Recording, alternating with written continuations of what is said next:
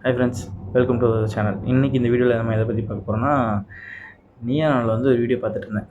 என்னென்னா, பெண்கள் வேலைக்கு போகும் பெண்கள் அது அப்படின்னு சொல்லிட்டு ஏதோ ஒரு டாபிக் ஒன்று போயிட்டு இருந்துச்சு. அதில் ஒரே ஒரு லேடி சொன்னது மட்டும் தான் எனக்கு ஆஃப் ஆச்சு. ஸோ அதனால தான் இந்த வீடியோ மேக் பண்ண ஆரம்பித்தேன். என்னென்னா, நான் ஒரு பெண் வேலைக்கு போகிறாங்க. நான் சம்பாதிக்கிறது எனக்கு, நீ சம்பாதிக்கிறது வந்து குடும்பத்துக்கு அப்படின்ற மாதிரி சொன்னாங்க. இந்த இந்த கருத்தே வந்து முரண்படுறேன். என்னன்னா, ஆணும் பெண்ணும் சமம்னு சொல்றோம் இந்த உலகத்துல. இந்த சமுதாயத்துல வந்துட்டு இருந்தது வந்துட்டு ஆண் வந்து வேலைக்கு போவாங்க, பெண் வந்துட்டு வீட்ல இருந்து இது பண்ணுவாங்கன்றது மாறி இப்போ வந்து 2 பேரும் வேலைக்கு போற மாரி இருக்கு. ஸோ 2 பேரும் வேலைக்கு போற மாரி இருந்தா 2 பேரும் மியூச்சுவலா தானே அத வந்து பிரிச்சுக்கணும். அந்த டைம்ல வந்துட்டு நான் மட்டும் தான் எனக்கு உண்டானத நான் பார்த்துப்பேன், உனக்கு உண்டானத நீ மொத்தத்துக்கும் சேர்த்து நீ பார்க்கணும் அப்படின்னா அது தப்பு. 2 பேரும் மியூச்சுவலா தான் இது பண்ணிக்கணும். அதான் வந்து நான் ஒரு நல்ல குடும்பத்த வந்து ரன் பண்ண முடியும். இது வந்து அந்த கணவர் அவரே வந்து பேசும்போதே வந்துட்டு ரொம்ப மனம் உடைஞ்சு தான் பேசினாரு. ஸோ அது வந்து பீரியட் ஆஃப் டைம்ல வந்து போம்போது வந்து ஒரு வெறுப்புணர்வ வந்து குடுத்துரும். ஸோ அது பண்ணாதீங்க.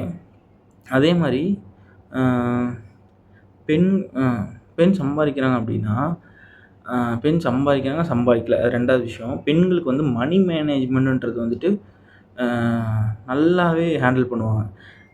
அது எனக்கு என்னைய பொறுத்தவரைக்கும் நான் பார்த்த பெண்கள் எல்லாத்துலயுமே நான் வந்து புரிதல் வச்சுக்கிறது. ஆனா இது வந்து ரேஷியோல மாறும். ஆனா மெஜாரிட்டி ஆஃப் இது வந்து இது நீங்க ஒத்துக்குவீங்க. ஆண்கள் வந்துட்டு லெத்தாஜிக்கலா செலவு பண்ணுவாங்க. அ ஆண்களுக்கு எல்லாத்துக்கும் இந்த ஓட்டக்கை அந்த மாரி சொல்லுவாங்க. அது மாரி அவங்க வந்து காசு அந்த பசங்களுக்குள்ளலாம் பேசிப்பாங்க. அந்த டெர்ம்ஸ் வந்து பசங்களுக்கு கண்டிப்பா போயிருக்கும்.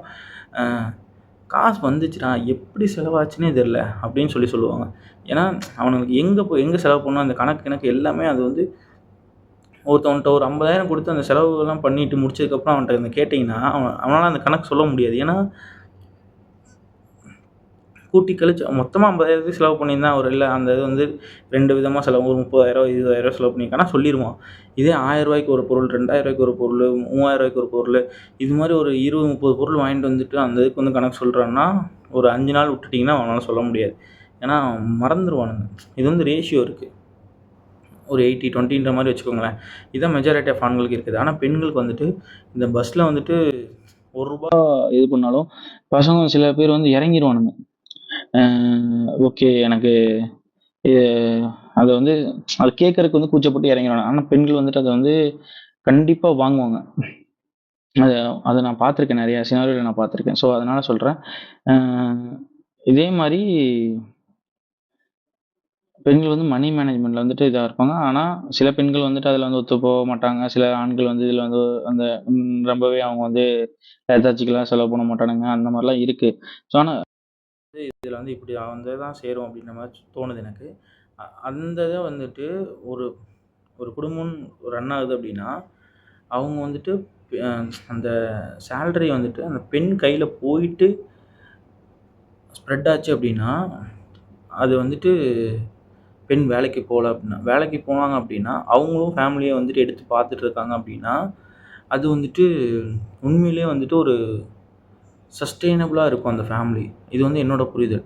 இப்போ இது வந்து என்னோட புரிதல்னா, நான் என் லைஃப்ல பார்த்தது. நான் என்னோட பக்கத்து வீட்ல பார்க்குறது, இந்த இதில பார்க்குறது.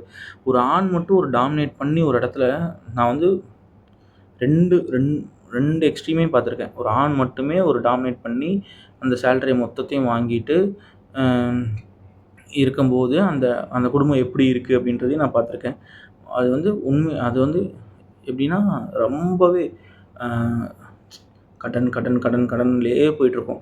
இந்த வாரம் வேலைக்கு போவாங்க, சம்பளம் வாங்குவாங்க, அடுத்து அந்த கடன குடுப்பாங்க. இந்த வாரம் வேலைக்கு போவாங்க, சம்பளம் வாங்குவாங்க, கடன குடுப்பாங்க. ம அந்த கடன் அந்த அந்த வாரத்த ஓட்டுறக்கு இந்த பரிதாபங்கள் வரும்ல. ரூ. 10,000 எனக்கு பத்தல. போன மாசம் கடன் வாங்கியிருந்தேன். அத குடுக்குறதுக்கு 10,000 கடன் வாங்குனேன் இந்த மாசம். அந்த குடுக்குறதுக்கு அடுத்த மாசம் கடன் வாங்குனேன். அத குடுக்க அப்படியே போயிட்டே தான் இருக்கும். அந்த கடன அடைக்கவே மாட்டாங்க. அந்த மாரி தான் போயிட்டுருக்கும். அது ரொம்பவே கஷ்டம். அதே வந்துட்டு இன்னொன்னு வந்து என்னோட ஃபேமிலில நான் பார்த்தது வந்துட்டு, எங்க அம்மாவும், எங்க அப்பாவும் நான் பிறக்கறதுக்கு முன்னாடி இருந்தே எங்க அம்மாவும், அப்பாவும் வந்துட்டு வேலைக்கு தான் போயிட்டுருந்தாங்க. இப்போ போயிட்டுருக்காங்க. இன்னமும் எங்க அம்மா வேலைக்கு போயிட்டுருக்காங்க. அ ஸோ அந்த டைம்ல எங்க அப்பா போயிட்டு எங்க அம்மாட்ட கேட்க மாட்டாங்க. "நீ என்ன சம்பளம் வாங்குன? என்ன இது?" அப்படின்னு சொல்லி கேட்க மாட்டாரு. எங்க அம்மாவும் வந்துட்டு எங்க அப்பாட்ட கேட்க மாட்டாங்க. பட் ஆனா அவங்களுக்குள்ள ஒரு மியூச்சுவலா ஒரு அண்டர்ஸ்டாண்டிங் இருந்துச்சு. எங்க அப்பா வந்துட்டு அ அந்த வாரத்துக்கு தேவையான காய்கறிகள்லாம் கொண்டு வந்து மொத்தமா வந்து மார்க்கெட்டு போய் வாங்கிட்டு வந்து, அந்த சண்டே வந்துட்டு அந்த கொ கொ வந்து பைய கொட்டிருவாரு. கொட்டிட்டு அ அந்த காய்கறிலாம் நாங்க பிரிச்சு வைப்போம். நானும் எங்க அக்காங்கலாம் வந்துட்டு ஒவ்வொரு இப்போ வெங்காயம் அது எல்லாத்தையும் மொத்தமா போட்டு எடுத்துட்டு வந்துருவாரு. அத வந்து நாங்க ஒவ்வொன்னா பிரிச்சு பிரிச்சு வைப்போம். கொத்தவரங்கா அப்படின்னா, அத கொஞ்சம் எடுத்து வச்சுட்டு, அது ஒரு இதில, அப்புறம் வெங்காயம் இந்த மாரி வந்துட்டு எல்லாத்தையுமே பிரிச்சு பிரிச்சு வச்சுட்டு, அந்த வாரத்துக்கு உண்டான ஆனா அவர் வந்து அப்பவே வந்து யோசிச்சு வாங்கிட்டு வருவாரு. எப்படின்னா, அ இந்த காயெல்லாம் வந்துட்டு 1 வீக் தாங்கும். இந்த கருணக்கிழங்குலாம் வந்துட்டு கல்லு மாரி அவன் பாட்டுக்கு கிடப்பான். அ அவன் வந்து 7வது நாள் வச்சா போதும். அடுத்த சனிக்கிழமை அவன எடுத்தா போதும். அதுவரைக்கும் அப்பலாம் நம்ம வீட்ல ஃப்ரிட்ஜ் இல்ல. ஸோ அது 7வது நாள் எடுத்தா போதுன்ற மாரி அந்த மாரி ஒவ்வொரு காயையும் செலக்ட் பண்ணி வாங்கிட்டு வருவாரு. அந்த 1 வாரத்துக்கு அது கரெக்ட்டா இருக்கும். அது கெட்டு போகாது, வேஸ்ட் பண்ண மாட்டாங்க. அப்படின்ற மாரி அதே மாரி அம்மாவும் அதே மாரி பண்ணுவாங்க. அது எது வந்து ஃபர்ஸ்ட்டு வைக்கணும், எது 2வது வைக்கணுன்ற மாரி அம்மா வந்து ப்ரிப்பேர் பண்ணுவாங்க. அதே மாரி ம் அப் நான் பார்த்த வரைக்கும் அப்பா காலையில எந்திரிச்சுருவாரு. எந்திரிச்சுட்டு போயிட்டு காய்கறிகள நறுக்கி வச்சுருவாரு. அன்னைக்கு என்ன தேவை? அம்மா அம்மா இதுக்கு நறுக்கி வைங்க. அது எதுவுமே சொல்ல மாட்டாங்க. அப்பா போய் நறுக்கி வச்சுருவாரு. இது அவங்களுக்குள்ள ஒரு மியூச்சுவல் அண்டர்ஸ்டாண்டிங் இருக்கும்ல. அந்த மாரி நறுக்கி வச்சுருவாரு. அம்மா போயிட்டு செஞ்சுருவாங்க. செஞ்சு முடிச்சுட்டு அம்மா வந்துட்டு மீதி செலவெல்லாம் இருக்கும் தெரியுங்களா? இந்த பால் வாங்குறது, அந்த சின்ன சின்ன செலவு அந்த அந்த வீக்லி ஏதாவது ஒரு சின்ன இது இருக்கும்ல. அந்த இதெல்லாமே வந்துட்டு அம்மா அம்மா பார்த்துப்பாங்க. ஸோ அந்த அந்த இது வந்துட்டு மீதி பெரிய செலவுகள்லாம் வரும்போது அவங்க 2 பேத்துக்குள்ள பேசி இது பண்ணி அந்த செலவுகள்லாம் வந்துட்டு அவங்க மெயின்டெயின் பண்ணிட்டுருந்தாங்க. இதனால அது இது வந்து ஒரு நல்ல சஸ்டெய்னபிளா கொண்டு போச்சு எங்கள. எங்கள நல்லா படிக்க வச்சு எல்லாத்தையும் இது பண்ணி இப்போ ஒரு நல்ல லெவல்ல செட்டில் பண்ணி வச்சுட்டாங்க. ஓகே நாங்கலாம் எங்களோட இதில நிற்கிறோம் அப்டின்னா, அந்த மாரி அவங்களும் இது பண்ணிட்டாங்க. இது வந்து ஒரு எக்ஸ்ட்ரீமா. இன்னொரு எக்ஸ்ட்ரீமும் ஆ நான் மேலோட்டமா சொல்றேன். அ ஒரு ஆண் மட்டுமே அந்த சம்பளத்தலாம் வாங்கிட்டு, வாங்கிட்டு, வாங்கி, வாங்கி, வாங்கி, வாங்கி செலவு பண்ணிட்டே இருந்து, அவ என்ன செலவு பண்றாங்க? எதுக்கு செலவு பண்றாங்க? யாருக்குமே தெரிய மாட்டேங்குது. பட் ஆனா, கடன் மட்டும் இன்க்ரீஸ் ஆயிட்டே இருக்கு. அவரு அ அதெல்லாம் பார்க்கும்போது, இப்ப நம்ம அந்த அந்த சினாரியோல பார்க்கும்போது எப்படி இருக்கும்னா, எனக்கு நம் நம்ம வீட்டோட அந்த வீட்ல வந்து அதிகமா தானே ஏர்னிங்ஸ் வருது அப்படின்றது தான் என்னோட புரிதல். பட் ஆனா, அது எப்படி இருக்குன்றது எனக்கு தெரியல. பட் ஆனா, அ எனக்கு அப்படிதான் நான் அந்த சொசைட்டிக்குள்ளேயே இருந்தனால, அந்த இதுக்குள்ளேயே வளர்ந்தனால எனக்கு வந்து தெரியுது. அது நம்ம வீட்டுக்குள்ள வர காச விட, அந்த வீட்ல காசு அதிகமா தான் போகுது. ஆனா ஏன் அது நடக்க மாட்டேங்குது அப்படின்றது. அது ஆணோட மேனேஜ்மென்ட் வந்து சரியில்ல.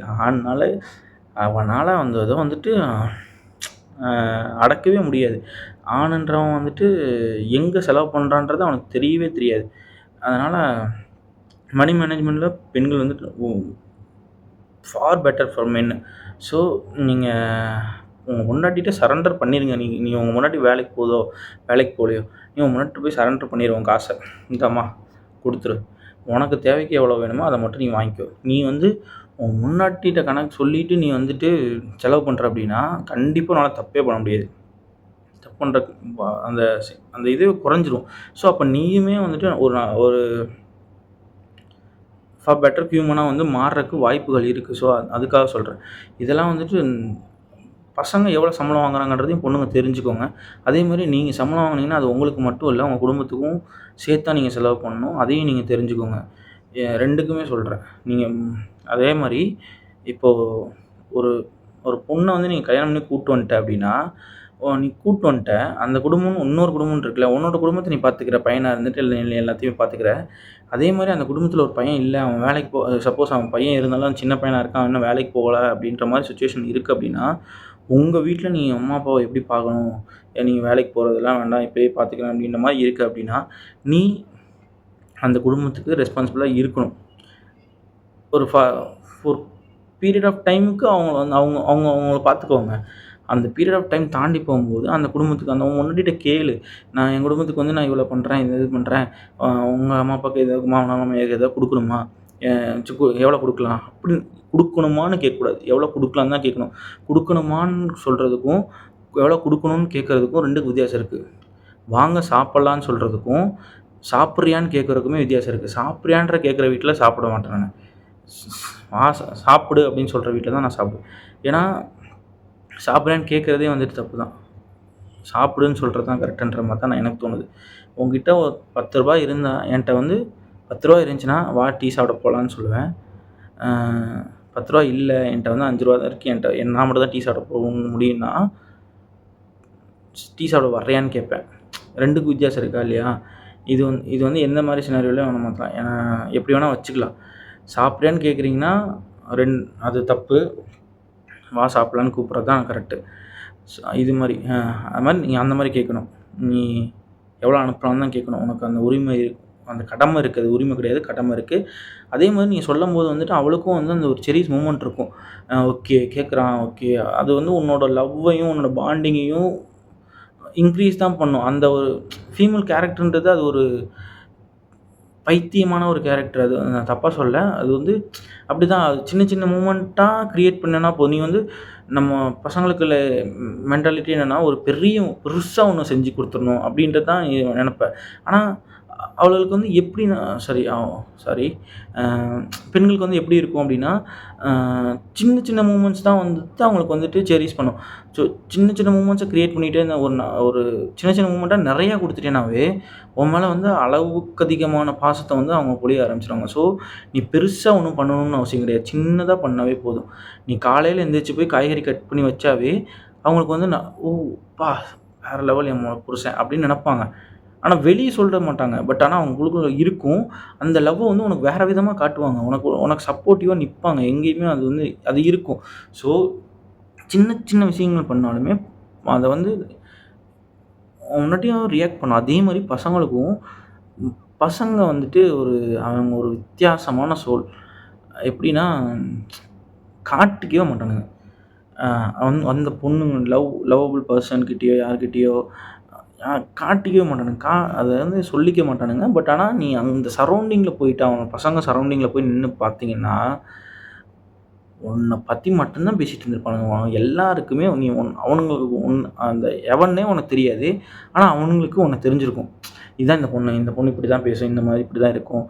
அப்படின்றது எல்லாத்தையுமே இது பண்ணுவாங்க. அதே மாரி இன்னொன்னும் சொல்லிர்றேன். நீங்க ஒண்ணு சண்டை போட்டீங்க அப்படின்னா, உங்களுக்குள்ள வச்சுக்கோங்க. 3 பெர்சன் இன்வால்வ் பண்ணாதீங்க. ஸ்ட்ரிக்ட்டா சொல்லிர்றேன். நீ ஒரு டைம் ஃப்ரேம்ல அத வந்து மாத்திட்டு போயிருவ. மறந்துருவ. உன்னோட எல்லாத்தையும் நீங்க பேசி சார்ட் அவுட் பண்ணிருவீங்க. ஆனா, நீ ஒருத்தன்ட்ட போய் சொல்லியிருக்கன்னா, உனக்கு அடுத்த மொமெண்ட்ல நீ வந்து நீ சார்ட் அவுட் பண்ணிட்டீங்களா இல்லையான்னே அவனுக்கு தெரியாது. நீ சண்டை போட்டுருக்கீங்கன்னு நெனைப்பான். அது 3 மாசம் ஆயிருக்கும். இன்னுமா அந்த சண்டை போட்டு, அந்த சண்டை என்னாச்சு? அப்படின்னு தான் 3 மாசம் கழிச்சு கேட்பான். அத நீ மறந்திருப்ப. இது வந்து நான் வெளிய மட்டும் சொல்லல. உங்க அம்மா, அப்பா கிட்ட கூட சொல்லாதீங்கன்றேன். ஃபேமிலியா இருந்தீங்க, ஹஸ்பண்ட் அண்ட் ஒய்ஃபா இருந்தீங்கன்னா, உங்க அம்மா, அப்பா கிட்டயே வந்துட்டு நீங்க வந்துட்டு அ இந்த மாரி நாங்க சண்டை போட்டோம், வச்சோன்றதே வந்துட்டு சின்ன சின்ன சண்டைகள் நான் சொல்றேன். நீ பெரிய லெவல்ல அப்யூஸ் பண்றான், என்ன அடிக்கிறான், வைக்கிறான்றதெல்லாம் சொல்லி அடிக்கிறது தப்பு. அதாவது ஒரு ஹஸ்பண்ட் அண்ட் ஒய்ஃப் சண்டை போடுறது வந்து தப்பு. அது எப்படி சொல்றதுன்னே தெரியல. இத பத்தி நம்ம இன்னொரு வீடியோல பேசுவோம். ஓகே. இதான் சொல்லணும்னு நெனச்சேன். அதாவது ஒரு ஃபேமிலிக்குள்ள 2 சம்பாத்தியம் இருக்குன்னா, அந்த 2 சம்பாத்தியமே அந்த ஃபேமிலிக்குள்ள இருக்கணும்.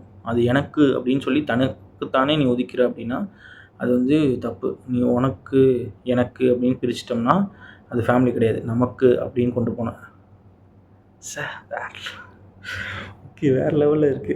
ஓகே உனக்கு, எனக்குன்னு கொண்டு போறதே தப்பு. நமக்கு அப்படின்னு இருந்தா தான் அது வந்து நல்லாயிருக்கும். ஸோ இதுலேருந்து நான் டேக் அவே எடுத்துக்கிறது என்னன்னா, ம் அந்த மாரி யோசிக்காதீங்க. இது எனக்கு மட்டும் தான் அப்படின்றதெல்லாம் யோசிக்காதீங்க. உங்க ஃபேமிலிக்கு நீங்க இல்லன்னா அவன் குடுக்கலையா, என் ஃபேமிலிக்கும் குடுக்கணுன்றான்னு சொல்லிட்டு நீங்க எடுத்து வச்சுக்கோங்க. நீங்க சம்பாரிக்கிறீங்க. என் ஃபேமிலிக்கு நான் குடுக்கணும். ஸோ, அதனால நான் சம்பாரிக்கிறேன். நீ உனக்கு வேலைக்கு போ வேணான்னு சொல்றேனா? நீ என் ஃபேமிலிக்கு குடுத்தா நான் வேலைக்கு போகாம இருக்கேன். குடுக்கலையா? நான் வேலைக்கு போய் என் வீட்டுக்கு குடுத்துக்கிறேன். நீ கேட்காத அப்படின்னு சொல்லிருங்க. இது வந்து தப்பு கிடையாது. நான் இப்ப சொல்றது தப்பு கிடையாது. அவன் தரலையா? நீ வேலைக்கு போய் அவங்க வீட்டுக்கு குடுக்கணும்னு நெனைக்கிறியா? குடு. அது பிரச்சனை இல்ல.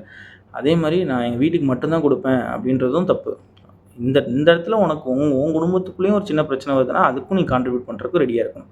அவ்வளோதான் நான் சொல்ல வந்தது. சுத்தி சுத்தி இத தான் சொல்ல வந்தியா? அவ்வளோதாங்க விஷயம்ன்ற மாரி அவ்வளோதாங்க என்னோடது சொல்ல வந்தது. அவ்வளோதான் வாசு. வாசு இல்ல பாபு. அந்த மாரி தான். சரி ஓகே. இவ்வளோதான் சொல்லணும்னு நெனச்சேன். சரி இந்த வீடியோ உங்களுக்கு பிடிச்சிருக்கும்னு நெனைக்கிறேன். உங்க ஃப்ரெண்ட்ஸ் அண்ட் ஃபேமிலிக்குலாம் ஷேர் பண்ணுங்க. ஒரு லைக் பண்ணிருங்க. மறக்காம சப்ஸ்கிரைப் பண்ணிருங்க.